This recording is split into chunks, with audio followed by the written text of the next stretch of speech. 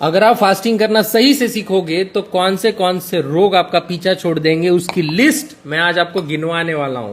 सबसे पहला जो रोग है वो है फैटी लीवर डिसीज।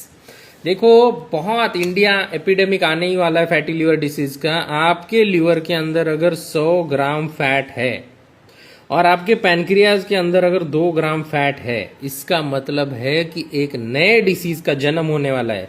देखो, लीवर के अंदर जब फैट होता है तो बहुत सारे डिसीज का जन्म होता है। पहला जो जन्म होता है वो होता है डायबिटीज का, यानी कि विसरल फैट अभी जमा हो चुका है आपके लीवर में। इसका रीजन क्या हो सकता है? इनएक्टिविटी। इसका रीजन हो सकता है हाई कार्बोहाइड्रेट इंटेक।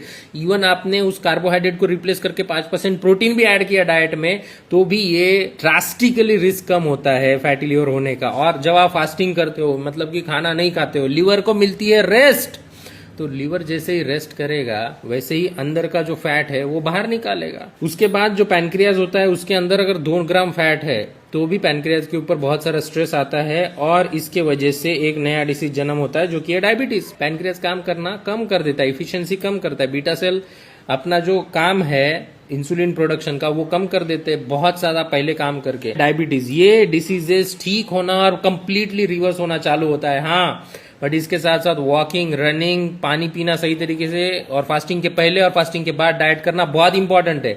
तीसरा जो डिसीज है, आपका जो इम्यून सिस्टम है, इम्यून सिस्टम ये रीसेट होने लगता है 48 आवर्स में जब आप फास्टिंग करते हो। तो इम्यून सिस्टम से रिलेटेड जितने डिसीजेस है, जैसे कि ऑटो इम्यून डिसीज है, उसके बाद फिर थायराइड डिसीज है, ओके, थायराइड में ऑटो इम्यून वाला, ये ठीक होना चालू होता है अगर आप 2 महीने में 9 दिन फास्टिंग करते हो। तो इम्यून सिस्टम रीसेट होगा, बट आपको ट्रिगर पता होना चाहिए कि आपका ऑटो इम्यून का ट्रिगर कौन सा है। ऐसा तो नहीं है कि आप चिप्स खा रहे हो उससे ऑटो इम्यून डिसीज ट्रिगर हो रहा है या किसी बैक्टीरिया वायरस से हो रहा है, उसका इलाज नहीं कर रहे हो और यही कर रहे हो, ऐसा नहीं है। उसका पहले इलाज, उसके बाद इसका, तो डबल बेनिफिट मिलेगा आपको। और सबसे आखिर का जो डिसीज है वो होने वाला है, गेस करो गेस करो गेस करो गेस करो, ये वाला ब्रेन डिसीज, डेमेंशिया, अल्जाइमर्स।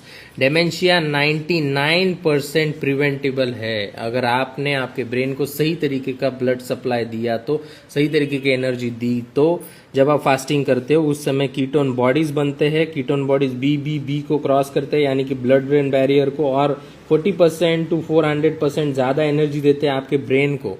इससे आपका ब्रेन तो झूमने लगता है भैया, और जो भी डैमेज हो चुका है इम्पेयर्ड ग्लूकोज मेटाबॉलिज्म से, वो ठीक होने लगता है।